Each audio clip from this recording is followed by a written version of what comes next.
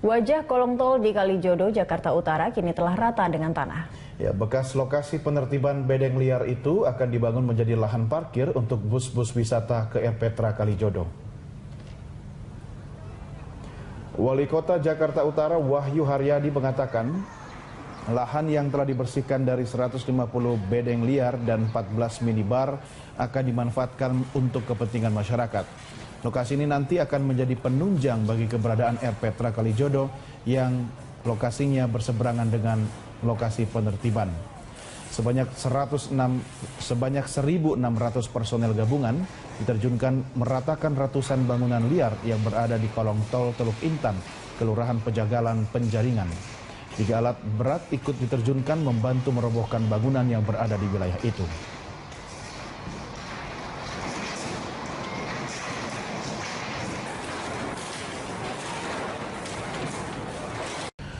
Pemirsa, relokasi kembali terjadi di kolong tol Intan di depan Air Petra Kalijodo. Sebanyak 150 bedeng liar dan belasan minibar direlokasi. Dan berikut laporan reporter Ardi Pramono dan juru kamera Untung Widodo dari kawasan Kalijodo, Jakarta Utara. Lagi-lagi relokasi terjadi di tempat publik. Kali ini relokasi terjadi di kolong tol yang tepat di depan Air Petra Kalijodo. Dan meskipun relokasi ini berjalan dengan baik dan warga-warga juga bersikap kooperatif, namun disayangkan karena terjadi lagi masalah bangunan liar di tempat-tempat publik. Ada beberapa catatan dari kejadian ini. Yang pertama, dari Satpol PP menemukan bahwa memang ada oknum-oknum yang mendorong warga untuk mendirikan bangunan liar di bawah kolong tol ini. Oknum-oknum ini mengambil keuntungan daripada bangunan-bangunan liar yang ada di bawah kolong tol.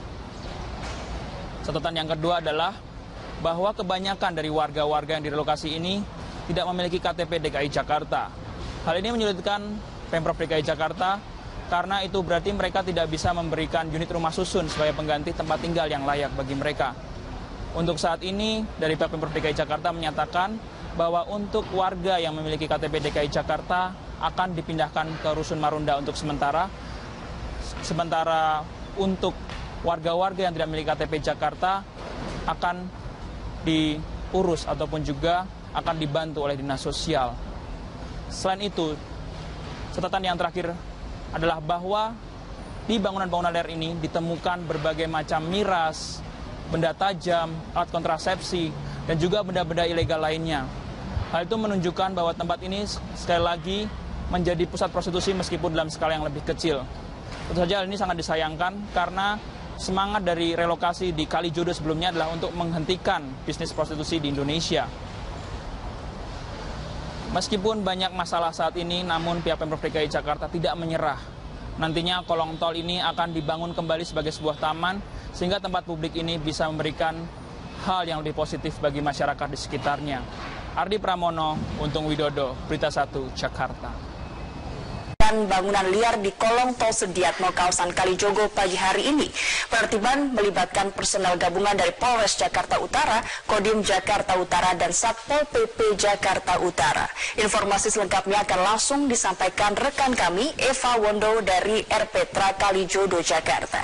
Ya Eva, bagaimana jalannya penertiban bangunan liar di bawah tol Sediatmo kawasan Kalijodo?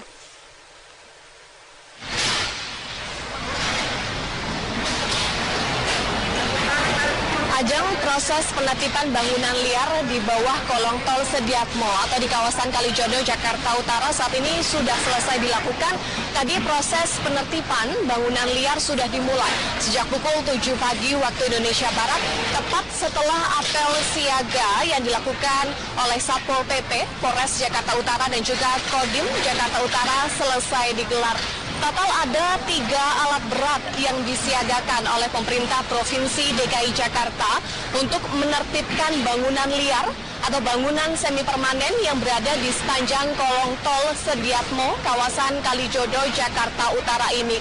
Dan informasi yang kami peroleh dari Camat Penjaringan Jakarta Utara, total terdapat 155 bangunan yang ditertibkan hari ini dengan rincian 150 bangunan berada di sisi Jakarta Utara, sedangkan 15 bangunan berada di sisi Jakarta Barat karena lokasi ini adalah lokasi perbatasan antara Jakarta Utara dengan Jakarta Barat. Dan dari bangunan yang direlokasi tersebut, 16 diantaranya adalah kafe dan juga tempat hiburan.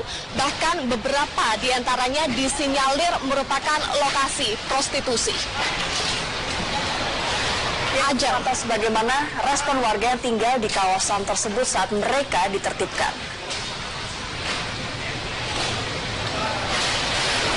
Ajeng, tidak ada perlawanan dari warga yang tinggal di kawasan ini saat proses penertiban berlangsung. Bahkan tadi juga informasi yang kami peroleh sekitar 70% rumah ini sudah dikosongkan atau warga sudah meninggalkan kawasan ini. Hanya ada beberapa warga yang masih bertahan untuk menyelamatkan barang-barang mereka. Artinya tadi proses relokasi yang berlangsung sejak pagi tadi berlangsung dengan kondusif.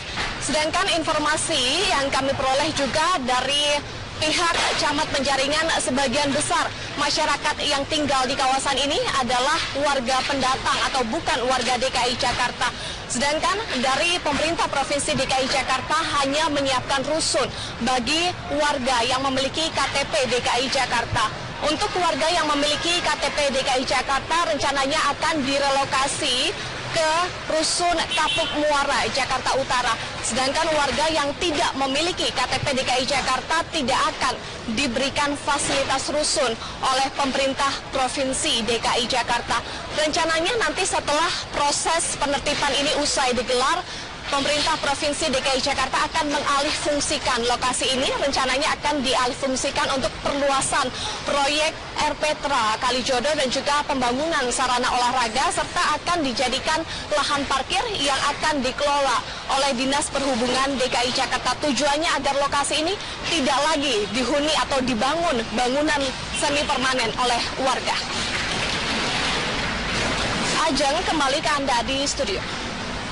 Ya, Eva Wondo, terima kasih. PLT Gubernur DKI Jakarta Jarod Saiful Hidayat mengaku kecewa dengan kondisi kawasan Kalijodo yang kini kembali dipenuhi preman serta aktivitas prostitusi. Jarod berjanji akan menyelesaikan masalah itu sebelum Lebaran. Jarod mengatakan Pemprov DKI sudah bekerja sama dengan polisi dan TNI untuk mengantisipasi kehadiran preman di kawasan Kalijodo. Jarod juga tidak bisa mentolerir adanya bangunan liar di kolong tol Pluit. Sebab dalam penertiban yang dilakukan Pemprov DKI ditemukan banyak narkoba, minuman keras, serta kondom.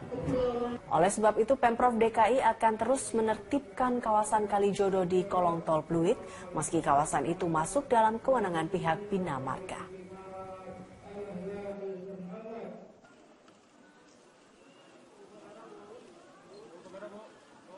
Kemarin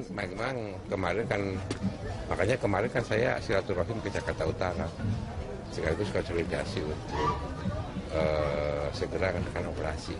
Dan kolong tol Pluit di Kalijodo itu sebetulnya kan masih kewenangan dari Bina Marga, ya.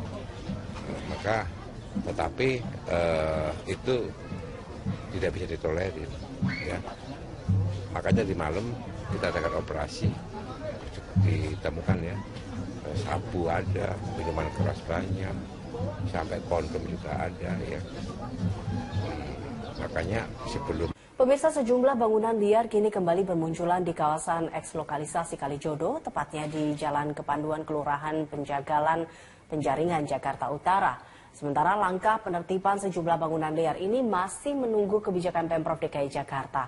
Untuk mengetahui informasi terkini kita akan terhubung dengan reporter Kristo Suryokusumo bersama juru kamera Dwinanto dan pilot drone David Sibarani dari kawasan eks-lokalisasi Kalijodo.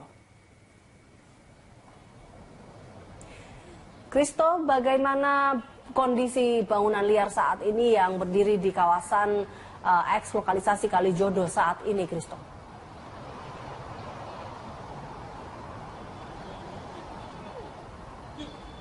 Ya, Rizal, memang kondisi di kawasan eks-lokalisasi Kalijodo ini masih banyak bedeng-bedeng yang masih berdiri yang juga merupakan rumah bagi kurang lebih 300 orang warga yang mendiami kawasan ini.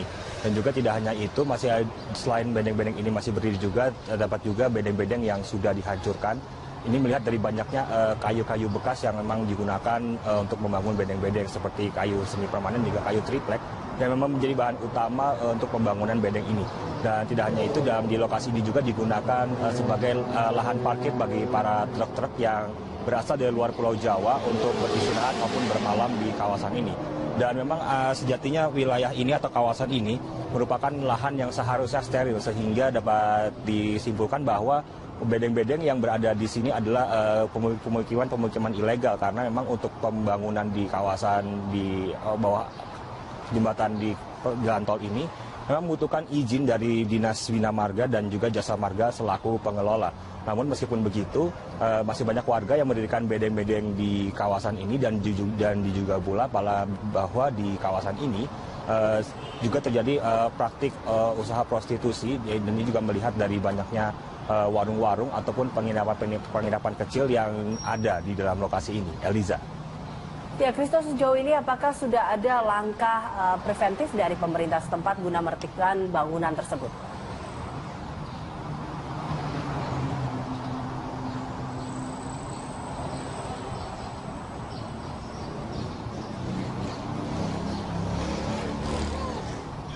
Ya, memang saat ini usaha-usaha preventif masih belum terlihat dari Pemprov DKI Jakarta.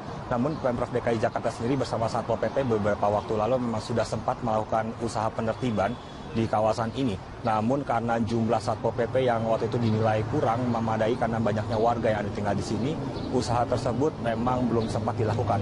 Namun kalau nantinya kawasan ini sudah ditertibkan begitu, Eliza, nantinya Pemprov DKI Jakarta akan membangun sejumlah pagar yang mengelilingi kawasan ini, sehingga nantinya warga yang bedengnya atau huniannya di sini sudah ditertibkan oleh Satpol PP ini tidak dapat kembali untuk membangun bedengnya di kawasan ini. Begitu juga dengan truk-truk yang selama ini menggunakan lahan ini sebagai lahan parkir juga tidak dapat memarkirkan kendaraan atau truknya di kawasan ini. Eliza. Baik, terima kasih Kristo untuk informasinya. Kristo Suryo Kusumo dan juru kamera Dwinanto melaporkan langsung dari kawasan eks lokalisasi Kalijodo, Penjaringan, Jakarta Utara. Peringatan Hari Ulang Tahun DKI Jakarta yang jatuh pada tanggal 22 Juni 2017 mendatang akan menjadi momen spesial bagi warga Jakarta Selatan dan sekitarnya. Pasalnya tepat pada hari itu Transjakarta Koridor 13 dengan rute Tendean Ciledug yang melalui Jalan Layang akan resmi beroperasi. PLT Gubernur DKI Jakarta, Jarod Saiful Hidayat, Senin siang meninjau uji coba Koridor 13 Transjakarta, jurusan Tendean Ciledug, Tangerang. Uji coba dimulai dari halte awal di Koridor 13, yaitu halte Tendean. Transjakarta Koridor 13 menjadi koridor pertama dengan pengoperasian bus menggunakan jembatan layang khusus bus Transjakarta.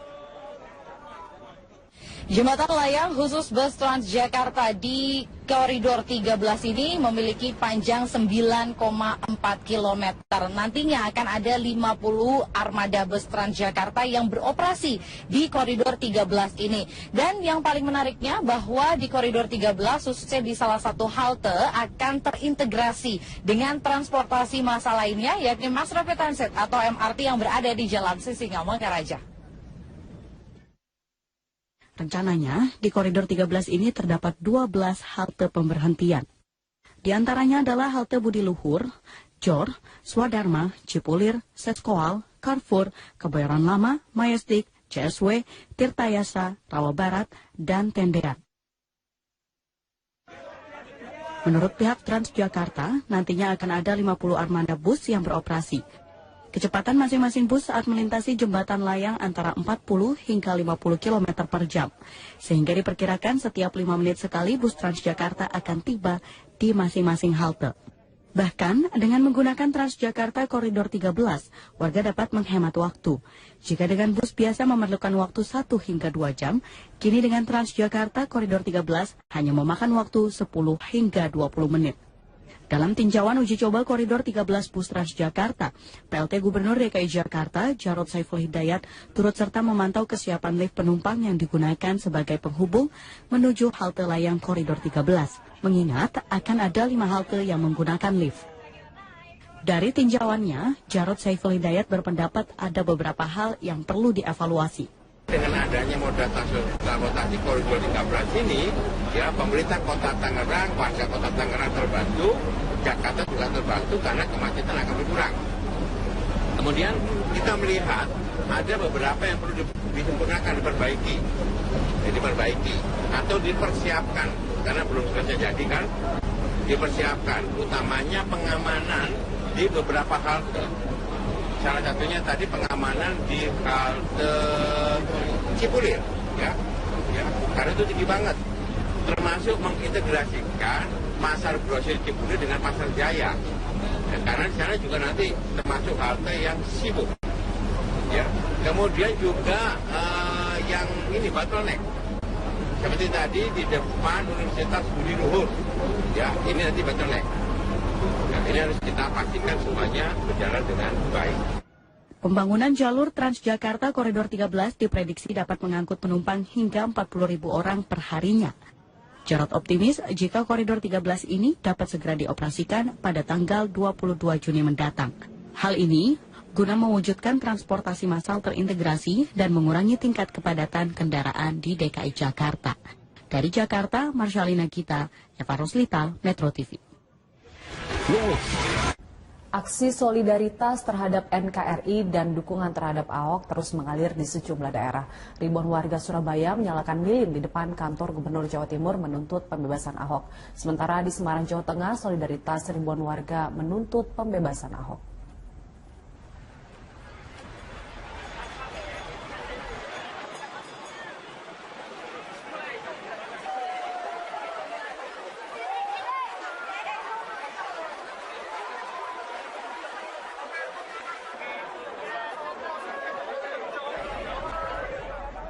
Ribuan warga Surabaya menggelar aksi 1000 lilin di Jalan Pahlawan, Surabaya, Jumat malam. Dengan membawa poster dukungan terhadap Ahok, aksi damai mengingatkan masyarakat